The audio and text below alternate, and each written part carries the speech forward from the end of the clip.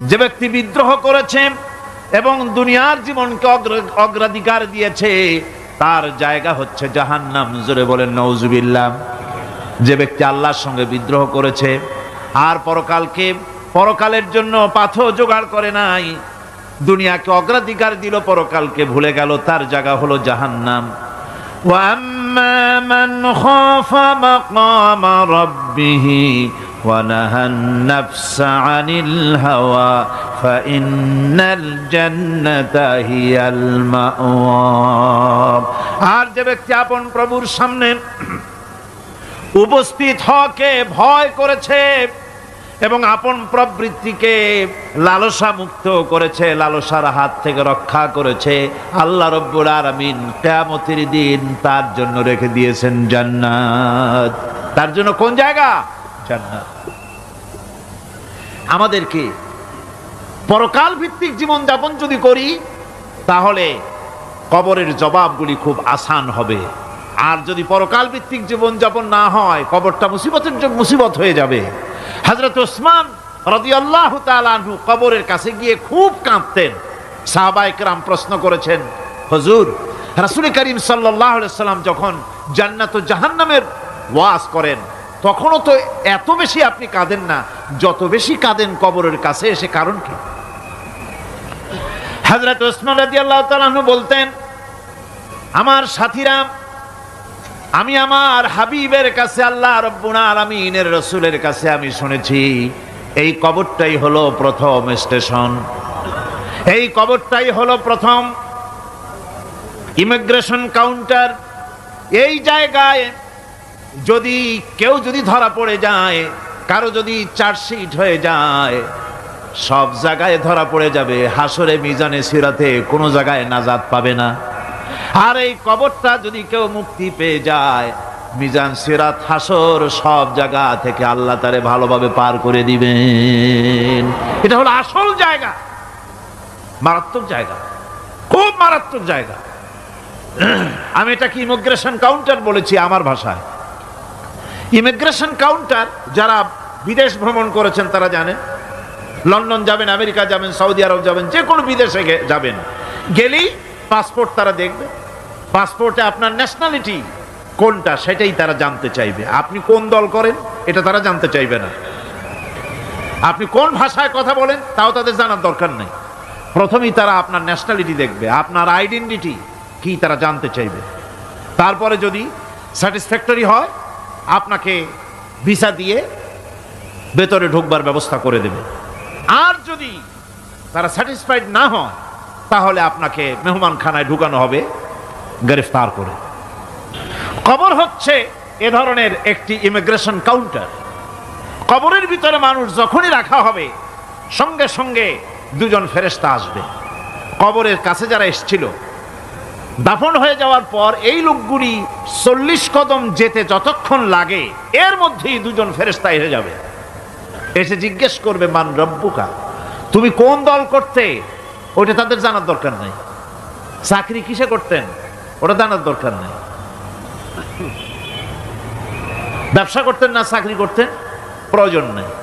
প্রথমেই জিজ্ঞাসা করা হবে ন্যাশনালিটি, প্রথমেই জিজ্ঞাসা করা হবে তার ন্যাশনালিটি সম্পর্কে, তার আইডেন্টিটিটা কি, এবং সেটাকে সত্যায়িত করার জন্য, বোঝার জন্য 3টি প্রশ্ন।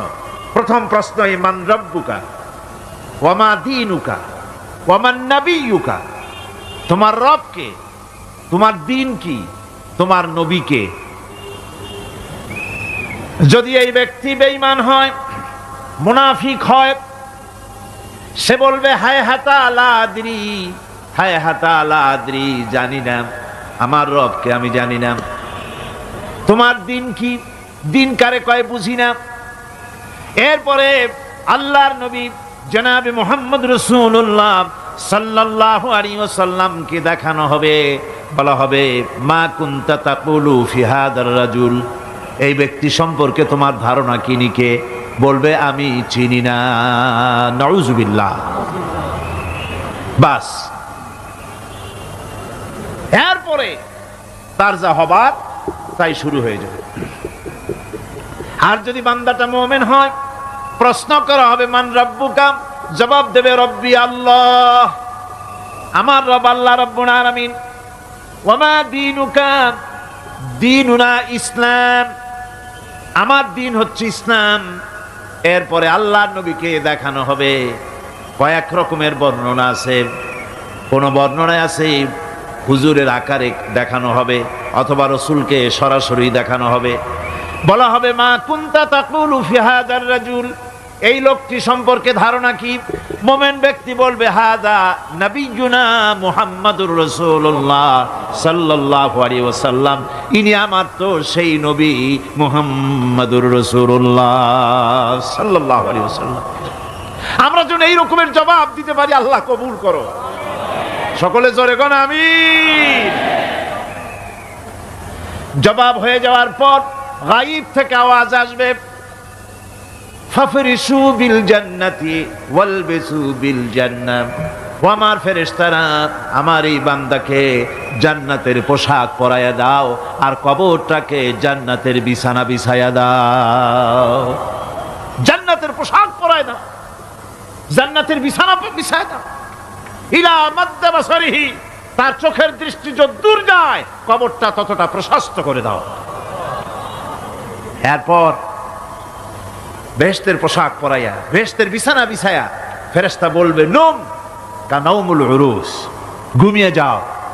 দুলামিয়া যেমন বাসর সজ্জায় নতুন বউ নিয়ে আরামে ঘুমায়, এরকম আরামে ঘুমায় যাও। ইলা ইয়াউমিল কিয়ামা, কিয়ামত পর্যন্ত ঘুমায় থাকো, আরামে ঘুমিয়ে থাকবে। এরপরে সিংগায় ফুৎকার হবে, সিংগার ফুৎকারের আওয়াজে তার ঘুম ভেঙে যাবে। বলবে ইয়া ওয়াইলানা মান বা'সানা মিন মারকাদিনা, হায় আফসোস, আমার এত আরামের ঘুম থেকে কে আমাকে জাগ্রত করলো, আমার ঘুমটারে নষ্ট করলো কে? আওয়াজ আসবে হাযা মা ওয়াদার রহমান ওয়া সাদাকাল মুরসালুন, এটা হচ্ছে রহমানের সেই ওয়াদা, আর মুরসালিনরা নবীরা সত্য কথাই বলেছিলেন, সেই কিয়ামত অনুষ্ঠিত হচ্ছে। আমার বন্ধুগণ, সেজন্য এই দুনিয়ার মোহে পড়ে থাকলে পরে দুনিয়ায় যারা অগ্রাধিকার দিবে দুনিয়াকে পরকালের তুলনায়, জবাব দিতে পারবে না কবরের ভিতরে গিয়া। আর যারা পরকালকে অগ্রাধিকার দিবে, দুনিয়ার চাইতে পরকালকে বেশি অগ্রাধিকার দেবে, আর আল্লাহর ভয় কলিজার ভিতরে রাখবে, কবরের জবাব সঠিকভাবে দিতে পারবে, কিয়ামতের দিন আল্লাহ রাব্বুল আলামিন তাদের জন্য জান্নাত দান করবেন। জোরে বলেন আমিন। দুনিয়াটা হচ্ছে দুনিয়া যেখানে আমরা আছি। আমি আগেই বলেছি দুনিয়া হচ্ছে আদনা শব্দ থেকে এর উৎপত্তি হয়েছে, তুচ্ছ নিকৃষ্ট, এটার দাম নাই, এটার মূল্য নাই। হযরত ইবনে কাইয়িম রাহিমাহুল্লাহ নওয়ারাল্লাহু মারকাদাহু ওয়া জাআলাল জান্নাতা মাথওয়াহু, হযরত ইবনে কাইয়িম তিনি বলছেন, সুন্দর করে বলছেন দুনিয়া সম্পর্কে, মা মাদা ফিদ দুনিয়া আহলামুন ওয়া মা বাকিয়া মিনহা আমানি ওয়াল ওয়াক্তু বাইনাহুমা দায়ুন। মা মাদা ফিদ দুনিয়া আহলামুন, জীবনের যে অংশ ফেলে এসেছি সেটা আজ একটা স্বপ্ন। ওয়া মা বাকিয়া মিনহা আমানি, আর জীবনের যে অংশ সামনে বাকি আছে সেটা এখন একটা আকাঙ্ক্ষা। ওয়াল ওয়াক্তু বাইনাহুমা দায়ুন, আর এর মাঝখান থেকে সময় সব চলে যাচ্ছে। কত বড় কথা চিন্তা করেছেন? জীবনের যে অংশ ফেলে এসেছি তা আজকে স্বপ্ন, তা আজ কি বলেন? স্বপ্ন। আর সামনে যা আছে সেটা আকাঙ্ক্ষা, আর মাঝখান থেকে সময় সব চলে যাচ্ছে। এরপরে তিনি বলছেন ওয়ামান ইয়াসহাবিদ দুনিয়া ইয়াকুন মিসলা কাবিদিন আলাল মাই খানাতুহু ফুরুজুল আসাবিঈ। দুনিয়াদারের অবস্থা হচ্ছে এই, কেউ যদি দুই হাতে পানি খামসায় ধরে, দুই হাতে কি ধরছে বলেন? দুই হাতে পানি খামসায় ধরেছে, খুব মজবুত করে ধরেছে, 2 মুঠ পানি, বলেন থাকবে কতটুকু? কতটুকু থাকবে? 1 ফোঁটাও থাকবে না, কারণ তার আঙ্গুলের ফাঁক তার সাথে খেয়ানত করবে, আঙ্গুলের ফাঁক দিয়া পানিগুলি সব বেরিয়ে চলে যাবে। সুতরাং দুনিয়া যারা চায় তারা ঠিক পানি খামসায় ধরলে পানি যেমন হাতের ভেতর থেকে খেয়ানত করে চলে যায়, যারা দুনিয়া চায় দুনিয়াও তাদেরকে এভাবে ফাঁকি দিয়ে চলে যায়। তবুও দুনিয়ার মায়া মানুষের এত বেশি। আল্লাহর নবী বলেন, লাউ কানা লি ইবনি আদামা ওয়াদিম মিন যাহাবিন লাহাব্বা ইয়াকুনা লাহু থানিন। এই পৃথিবীতে যদি কাউকে একটা মাঠ ভরে যদি সোনা দেওয়া যায়, লোকটা বলবে রব্বুল আলামিন, আমি যদি আরেকটা মাঠ এরকম সোনা ভরা পেতাম। দ্বিতীয় আরেকটা মাঠ দেওয়া হলে আবার বলবে যদি তৃতীয় আরেকটা মাঠ সোনা ভরে যদি পেতাম। নবীজি বলেন, ওয়ালা ইয়ামলাউ জাওফু ইবনু আদামা ইল্লা তুরাব। মানুষের পেট 3.5 হাত মাটি ছাড়া, কবরের মাটি ছাড়া মানুষের পেট ভরবে না। আরো চাই, আরো চাই, চাওয়ার কোনো শেষ নাই। মানুষ এভাবে করে দুনিয়ার মহব্বতে এমনি পাগল হয়ে যায়, শুধু দুনিয়ার মহব্বত, পরকালকে বেমালুম ভুলে যায়। আমি কিন্তু এই কথা বুঝাতে চাই নাই যে পরকালের মহব্বতে, পরকালের ভয়তে বা পরকালের জন্য দুনিয়া আপনি বাজার ঘাট, বেচা কিনা, ব্যবসা বাণিজ্য সবকিছু ভুলে যান না, তা নয়। ভুল বোঝার কোনো কারণ নাই। পরকালকে অগ্রাধিকার দিতে হবে, মানে দুনিয়াটা চিরস্থায়ী জায়গা নয়। চিরস্থায়ী হচ্ছে কোনটা? আখিরাত। চিল্লায় এখন কোনটা? সুতরাং এখানে যা করতে হবে, আখিরাতে জবাবদিহিমূলক জীবন যাপন করতে হবে। আপনি ব্যবসা করবেন, ওজনে কম দিতে পারবেন না। আপনি খাদ্যে ভেজাল দিতে পারবেন না, চুরি করতে পারবেন না, ডাকাতি করতে পারবেন না, জেনা করতে পারবেন না, বদমাশি করতে পারবেন না, মদ খেতে পারবেন না, সন্ত্রাসী হতে পারবেন না, হাইজাকার হতে পারবেন না, চাঁদাবাজ হতে পারবেন না, মুনাফাখোর হতে পারবেন না, আপনি চোরা কারবারি হতে পারবেন না, ঘুষখোর হতে পারবেন না, সুদখোর হতে পারবেন না। এই সব কাজ পরকালকে বিশ্বাস করলেই এ সমস্ত কাজ থেকে মানুষ বিরত থাকতে পারে। কথা ঠিক কিনা? এটাই হচ্ছে। সুতরাং এই পৃথিবী থাকবে না। এটা কি চিরকাল থাকবে? না, এর একটা পরিসমাপ্তি ঘটবে। যেমন করে সারা বছর লেখাপড়া করার পর কলেজে, বিশ্ববিদ্যালয়, মাদ্রাসায়, হাই স্কুলে, সব জায়গায় সারা বছর লেখাপড়া করার পর যেমন পরীক্ষা দেওয়ার একটা দিন আসে, সারা বছর ব্যবসা করার পর হিসাব নিকাশ করার যেমন একটা সময় আসে, সারা মাস চাকরি করার পর বেতন পাওয়ার যেমন একটা দিন আসে, সারা জীবন চাকরি করার পর পেনশন পাওয়ার যেমন একটা সময় আসে, অনুরূপভাবে এই দুনিয়া যেদিন শেষ হয়ে যাবে, আল্লাহ নির্ধারিত সময় শেষ হয়ে যাওয়ার পর একটা সময় আসবে যখন আল্লাহ রব্বুল আলামিন সব শেষ করে দিবেন। লন্ডভন্ড হয়ে যাবে, কিছুই থাকবে না। কোরআনে কারিমে আল্লাহ সব বলেছেন, কোরআনে সব আল্লাহ বলে দিয়েছেন।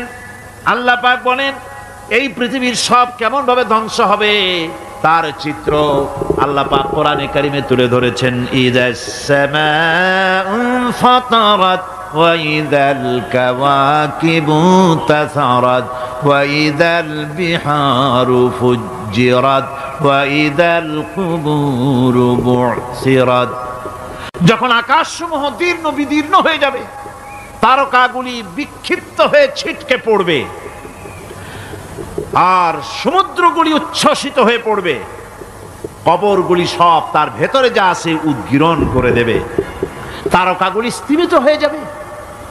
এরপরে সমস্ত আকাশগুলি সিজিল্লিল কুতুব, কিতাবের পৃষ্ঠার মতো একটার পরে একটা ঠাস ঠাস করে পড়তে থাকবে, চূর্ণ বিচূর্ণ হয়ে ভেঙে চুরে একাকার হয়ে যাবে। পাহাড়গুলিকে উড়িয়ে দেওয়া হবে, চন্দ্র এবং সূর্য একাকার হয়ে যাবে।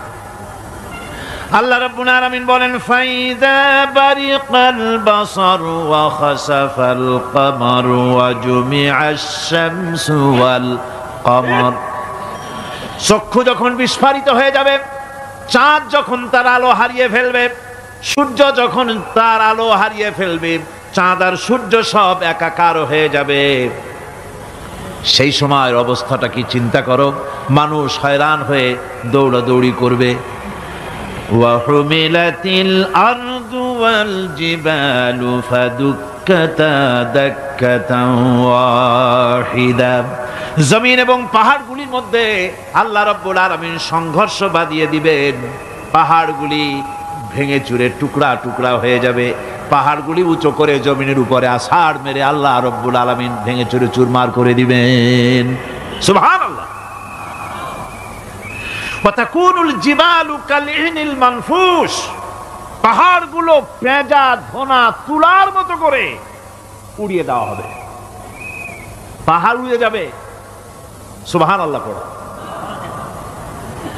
পাহাড় পাথরের তৈরি করা পাহাড়, এই পাহাড়গুলি তুলার মতো হয়ে উড়বে কিভাবে?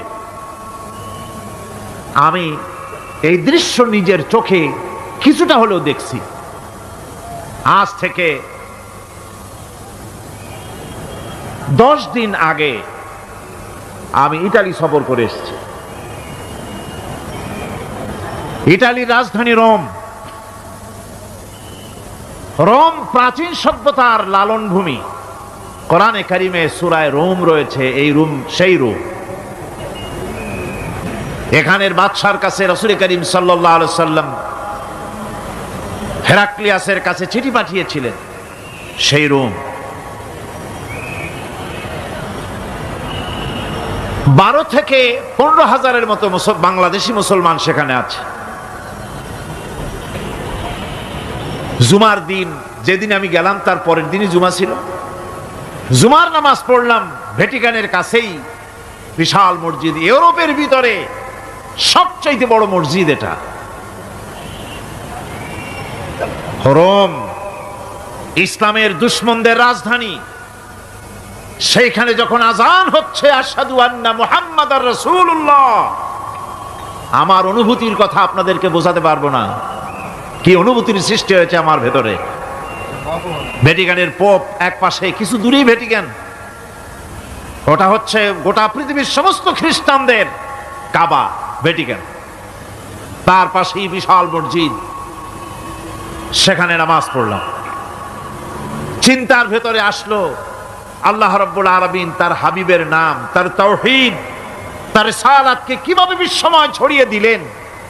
আবু জাহেল চাইছিল মুহাম্মদ সাল্লাল্লাহু আলাইহি ওয়াসাল্লামকে স্তব্ধ করে দেবে মক্কার জীবনেই। কত বদনাম, সাহের, কাহেন, কাযযাব, শায়ের, নাউযুবিল্লাহি মিন যালিক, কত গালাগালি করলো।